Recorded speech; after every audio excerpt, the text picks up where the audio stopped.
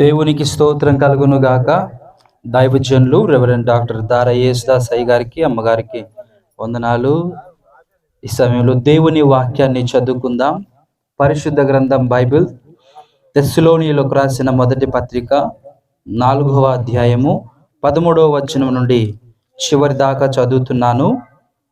సహోదరులారా, నిరీక్షణ లేని ఇతరుల వలె మీరు దుఃఖపడకుండు నిమిత్తము నిద్రించుచున్న వారిని గూర్చి మీకు తెలియకుండుట మాకిష్టం లేదు.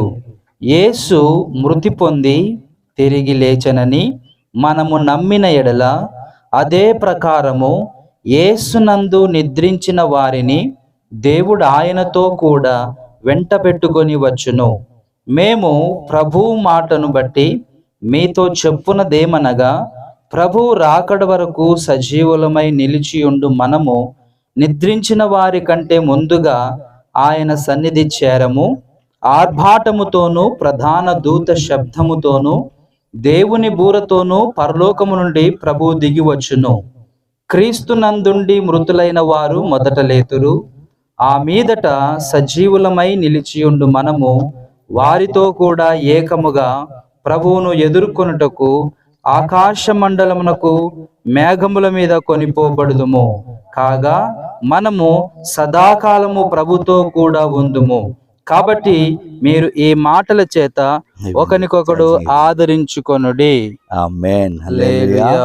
ప్రియ దైవజనమా, దేవుడు ప్రేమించి ఇదిగో ఈ సహోదరి వాక్యం చదువుకున్న ప్రకారంగా 2024 సంవత్సరం క్రితం ప్రభువైన యేసుక్రీస్తు వారు ఈ లోకానికి వచ్చారు. ఆయన సర్వ మానవాళి కొరకై ఆకాశానికి భూమికి మధ్యలో వేలాడి రక్తం కాచారు. ఆ రక్తంలో సర్వ మానవాళి పాపమును పోగొట్టడానికి ఆ రక్తం కాచబడింది. ఈ సహోదరి పెద్దక్క కూడా యేసు రక్తములో కడగబడింది.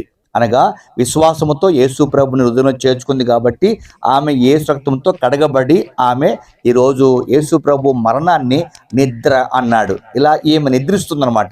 ఈ నిద్ర మానవునికి ఈ మరణము అంతం కాదు, కానీ ఈమెకు మరొక జీవితం ఉంది. అది నిత్యోత్తములో యేసు ప్రభుతో ఉంటది. అది మోక్షం అంట మన భాషలో. అలాగే యేసు ప్రభు నందు ఈమె రక్తములో కడగబడి దేవుని కుమార్తెగా తీర్చబడి ముచ్చెందింది కాబట్టి, లేక ప్రభును నిద్రిస్తుంది కాబట్టి ఈ సహోదరుని యేసు ప్రభు 2024 సంవత్సరాల క్రితం ఈ లోకానికి వచ్చి ఆయన ఎలాగైతే మరణించి తిరిగి లేచడం మనం నమ్మితే, అలాగే యేసు ప్రభు రెండోసారి రాబోతున్నాడు. ఆ వచ్చేటప్పుడు ఈమెను వెంట పెట్టుకొని వస్తాడు. ఎలాగా? ఈ శరీరంతో కాదు, కానీ ఆత్మరూపంగా రెండోసారి యేసు ప్రభు మధ్యాకాశం తీసుకొస్తాడు.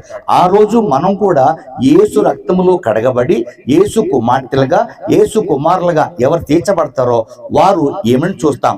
ఈ ఆత్మ తిరిగి రాబోతుంది. ఎప్పుడైతే యేసునందు ఉండి ఎవరు మరణిస్తారో వారికి ఆ గొప్ప భాగ్యం. ఈ లోకంలో యేసు నమ్ముకుంటే ఏ లాభం ఉంది, యేసు ప్రభు నమ్ముకుంటే ఏమి ధనత అంటే ఇదే ధనత. ఏంటంటే యేసు ప్రభు రెండోసారి మళ్ళా రాబోతున్నాడు. ఆ వచ్చేటప్పుడు ఈ ఆత్మను ఆయన తీసుకొస్తాడు. కాబట్టి ఈ దేహాన్ని అందుకోసమే ఇంత గౌరవంగా ఇంత ఘనంగా భూస్థాపించిన కారణం ఏంటంటే, ఆయన యందు ఎవరైతే ఉండి మరణిస్తారో వారికి యేసుతో ఉండే భాగ్యము లేక మోక్షములో ఉండే భాగ్యం ఆత్మకు దొరుకుతుంది అనమాట. ఈ దేహము ఈ లోకంలో భూస్థాపన చేయబడ్డ ఇందులో నడిపించబడుతున్న ఆత్మ దేవుని దగ్గర చేరుతుంది, తిరిగి మరలా వస్తుంది, 1000 ఏళ్ళు భూమి మీద పరిపాలన చేస్తుంది. ఆత్మ అంటే అప్పుడు ఇక పాపులు ఉండరు, అప్పుడు ఎవరు అన్యాయం ఉండదు, అంత నీతిమంతులే ఉంటారు, ప్రభు బిడ్డలే ఉంటారు. ఈ జీవితంలో రెండవసారి మనం జీవించాలంటే ఇప్పుడు యేసునందు ఉండి ఎవరైతే నిద్రిస్తారో వారు తిరిగి యేసు ప్రభుతో పాటు వస్తారు. ఆ భాగ్యము ఈ యొక్క పెద్దక్క పొందుకుంది, మనం కూడా పొందుకోవాలి. అందుకు ప్రభు అందరికీ కృప చూపునుగాక. ఆమేన్. ప్రార్థన చేస్తాను. ప్రార్థన చేసిన తర్వాత నేను 3 సార్లు మట్టి వేస్తాను. బాక్స్ తింపినాక మిగతా అందరూ ఆ విధంగా 3 సార్లు 2 చేతులతో మట్టి వేసి మీ యొక్క భూస్థాపన కార్యక్రమం పాల్గొంటే పెద్దక్కను మీరు అందరూ కూడా గౌరవించినట్టుగా ఉంటుంది. కాబట్టి ఆ ప్రకారం చేద్దాం. ఇంకా ఎవరైనా చూసేవాళ్ళంటే చూడండి, బాక్స్ మూత వేద్దాము. ఇంకా దయచేసి అందరూ చూసినట్లయితే నా పిలిపన్న బాక్స్ అమ్మా ఎవరైనా చూసేవాళ్ళంటే చివరిగా ఒకసారి మోసేస్తాం. ఇంకా రాజమ్మ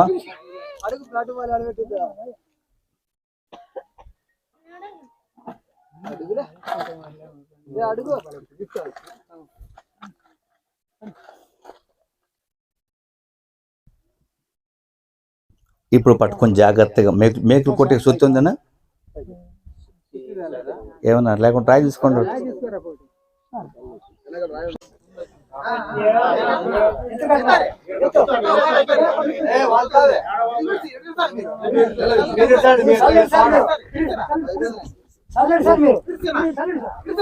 దేహాన్ని మనము అంతిమయాత్ర ద్వారా తీసుకొచ్చాము, భూస్థాపన చేస్తున్నాము.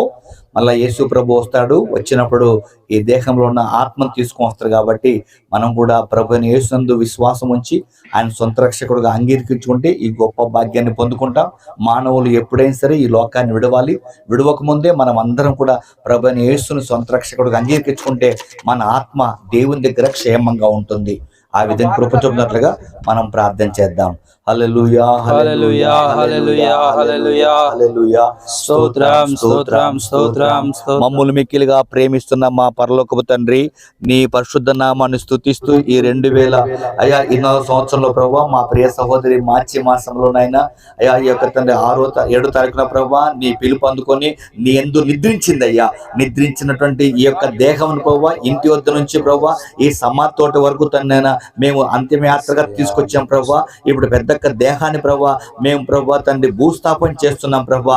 అయ్యా మేము చెప్పిన మాటల ప్రకారంగా, మేము విన్న మాట ప్రకారంగా మీరు ప్రభావ ఈ లోకానికి వచ్చి మృతి చెందారని, తిరిగి లేచారని నమ్మితే అలాగే పెద్దక కూడా ఆమెతో పాటు తీసుకొస్తామని ప్రభావ మేము విశ్వసించాం. ఇక చేరిన ఆమె సంతానం అంతయు, ఆమె బంధువులు అందరూ కూడా ప్రభావ మిమ్మల్ని ప్రభువైన యేసుక్రీస్తు వారిగా అంగీకరించుకొని అయ్యా వారి జీవితంలో మీ వలన పొందే గొప్ప భాగ్యాన్ని పొందుకొని వారిగా ఆశీర్వదించండి. సమస్త మహిమ ఘనత ప్రభావాలు పొందండి.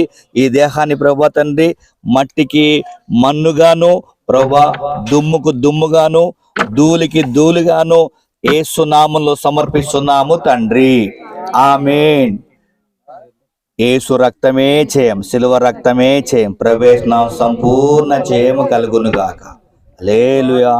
వేడి అందరూ 3 సార్లు 3 సార్లు వేయండి. అందరూ 3 సార్లు వేయండి.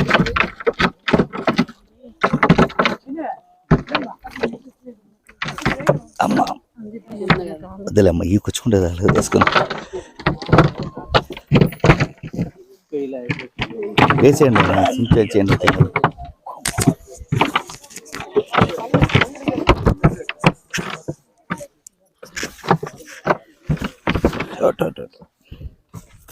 బ్యాటరీలు అయిపోయినాయి.